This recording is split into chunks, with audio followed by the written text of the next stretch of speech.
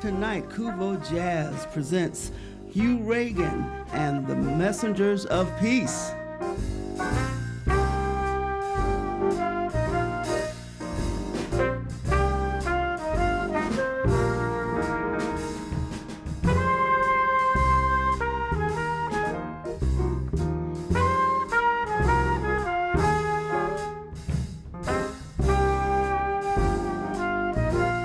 My mother was a music teacher, and my dad was, you call him one of the great listeners of jazz.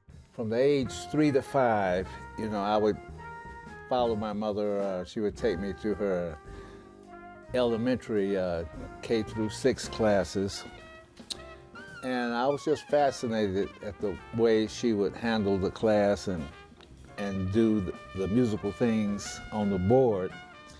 And seems like a lot of that I might have gotten through osmosis.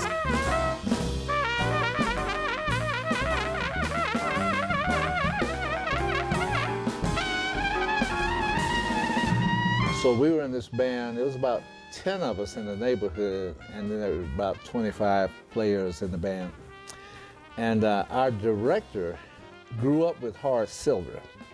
Our director was James Bernard Harrison. We're in beginning band, and he said, I want to develop you to the point where you can go to New York and have $50 in your pocket and make something happen. So then I would play in that band, but I would imagine I was playing on world stages.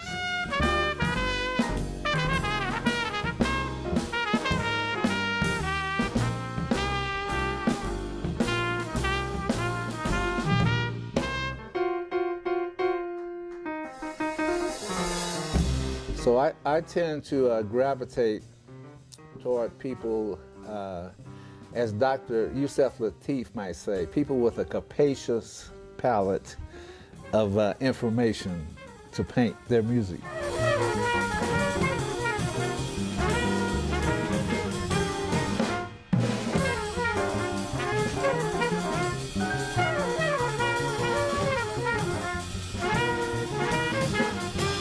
I remember a quote from Dizzy Gillespie saying, many people have died for this music.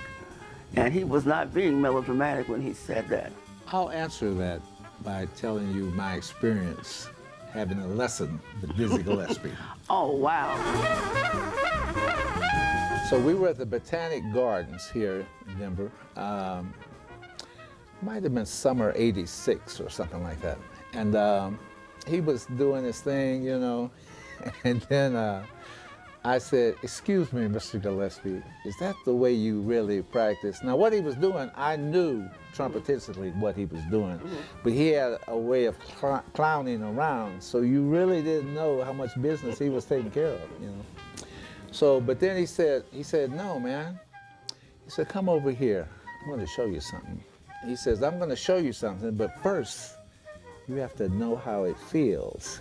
So that was lesson number 1, So he said, put your horn down. So I said, oh, if I don't get past this part, the lesson's over. But he said, I'm going to clap this rhythm. And he clapped the rhythm. And then I got it. And then he showed me how to play it on the horn. And then it had some little tricky alternate fingerings, and I got that. And then let's say he gave me a musical line about that long. Then he just extended it really long. And I said, excuse me, Mr. Gillespie, I need to get some manuscript paper so I can write that down. And the first time he admonished me, he broke his smile and looked at me and said, no, man, you put your thing on it.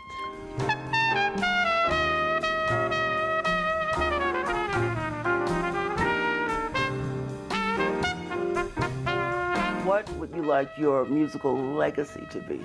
Legacy, I really don't think legacy so much. My thing is I'm just trying to be musical every day, and I'm trying to keep growing every day. For me, we could leave legacy alone for now, and we could just take care of the work at hand. Exactly. So So I hope I'm just a hard-working musician, teacher, performer, educator, composer.